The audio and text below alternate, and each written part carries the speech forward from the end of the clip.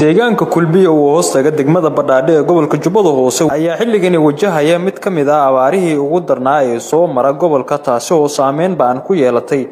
nolosha dadka iyo dunyada. Dadka ku nool deegaanka kulbiyo ayaa waxaa dhinaca biyaha ay ku tiirsanaayeen waraha iyo goobaha kale ee biyaha qabadka ahi kuwaas oo ay biyaha ka dhamaadeen markii abaarta daba dheeraatay. Xaaladda ayaa ka sii dartay kadib markii deegaankani ay ku soo qulquleen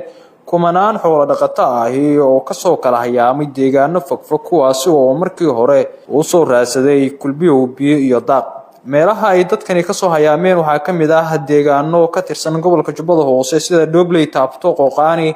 Buule Xaaji, Cabdalla Biroole iyo Raas Kaamboni iyo sidoo kale qaybo kamid ah dalka Kenya oo maaragtay isku imaatay umad Ilaahay isku imaatay ay soo caawtaa intaas oo kun oo naf oo maaragtay xoolaha warta waxa ku jira wax iska yar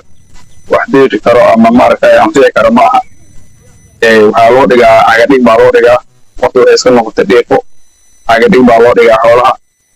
hadda nala joogaan oo watan cabaan oo tirada badan waa xoolo meelo badan ka kala baan sida Buule Xaaji, Biroole, Santaaro ilaa Waraq ilaa Doobley, Afmadow meelo badan Raas Kaamboni meelo badan bay xoolahaas ka kala yimaadeen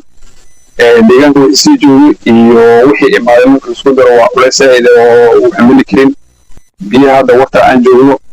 biyaha hadda xoolahaas iyo dadkaas iyo maaragtay wada anfici karaan ma aha biyaha biyo iska yar waxaa kaloo ka daran dadka xoolaha watay waa dad iska tabaalaysan ciidii qodaana labadii biyaha lagu sii daan karo dheerada ku daadan waa in dar loo dhigo waa in maaragtay dadka ay nafta dad xoolaha beec fiican ma laha dadku isku tabaaraysan yihiin deegaanka ma laha ceel ma lahan oo maaragtay xoolahaas ay cabaan haddii ceel aan leenahay waxaa soo culeys iyo waxaa soo dhibaato imaadeen xoolaha maaragtay ceelka isku mahleen hadda furtana cabeen waxaan umaleynaa inay tobanberi gaari doonaa umaleyna marka waxaan ka codsanaynaa dowladda Jubbaland in macnaha ay loo raadiso kuma geli karin sanadba dhibaatooyinkan iyo kuwa kasii xunaan marnaa dowladda waxaan ka codsanaynaa inay loo raadiso ceel biyo waayo deegaan dhan baan nahay intaas oo wadan baa noola imaadaa oo maaragtay nala soo aaday annagoo ceel leen oo biyo dhuloo yaalaan aabno intaas oo haddana umadeedna dul imaataa marka dowladda waxaan ka codsan lahayn in loola raadiyo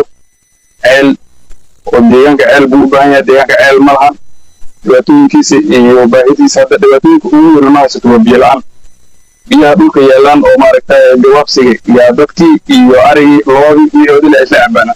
marka maxamilka biyuhu waa arkaysa wata ciidaas